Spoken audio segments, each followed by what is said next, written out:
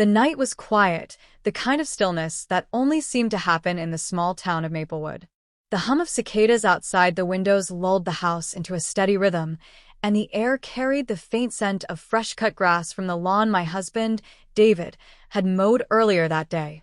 I had just drifted into sleep when I heard the faintest creak at my bedroom door. At first, I thought I was dreaming. But then I heard the soft shuffle of footsteps, hesitant, almost careful, and I stirred awake.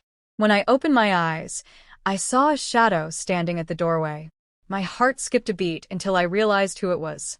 It was Jacob, my 14-year-old stepson. "Jacob," I asked softly, sitting up against the headboard, brushing sleep from my eyes. "What are you doing up so late?" He stood there, awkward and fidgeting, his hands nervously gripping the edge of his t-shirt. His messy brown hair stuck up in every direction, a clear sign he had been tossing and turning instead of sleeping. His face looked pale in the moonlight seeping through the window, and for a moment, I realized this wasn't a teenager sneaking in for trouble. He looked scared. I had a nightmare," Jacob admitted, his voice barely above a whisper. I let out a breath I hadn't realized I was holding. Relief washed over me, but also a pang of concern. Jacob had lived with David and me for only a year now. Before that, he had been with his mother, Rebecca, in another state. The transition hadn't been easy on him. He was shy, reserved, and often bottled up his emotions. Nightmares were never something he mentioned before. "Come here, honey," I said, patting the edge of the bed. "You don't need to stand there in the dark." He hesitated but walked over slowly, sitting at the edge of the bed like he wasn't sure if he was allowed. I remembered my own childhood, how frightening the night could feel when I was his age, and I softened my tone even more. "Was it the same nightmare again?" I asked. He nodded, staring down at his hands. "Yeah, the one about Mom and Dad fighting." My chest tightened.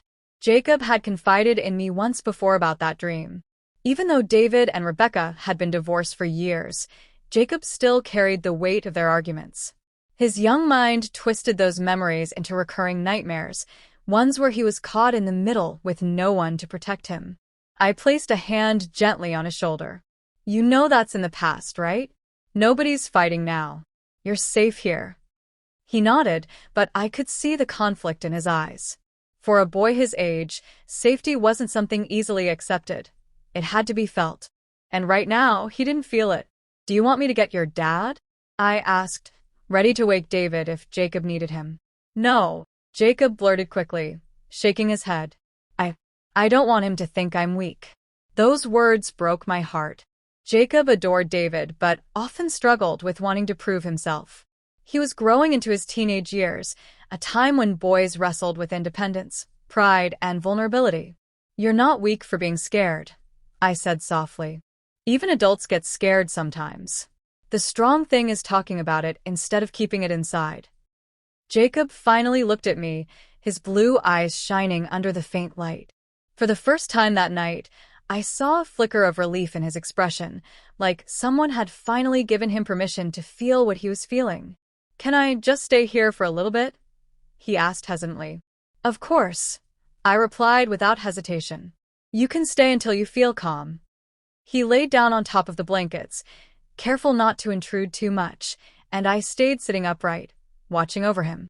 His breathing was uneven at first, but slowly, with the quiet comfort of knowing he wasn't alone, it began to steady. As I sat there, I thought about the fragile balance of being a stepmother. It wasn't the same as being his biological mom, and I knew I could never replace her. But in moments like these, it wasn't about labels. It was about being the adult he needed when fear gripped him in the middle of the night. I leaned back, listening to the soft hum of the night, and silently promised myself I would do everything I could to make Jacob feel at home, feel safe, and feel loved. Because family wasn't just about blood, it was about the bond you built in the quiet, unspoken moments.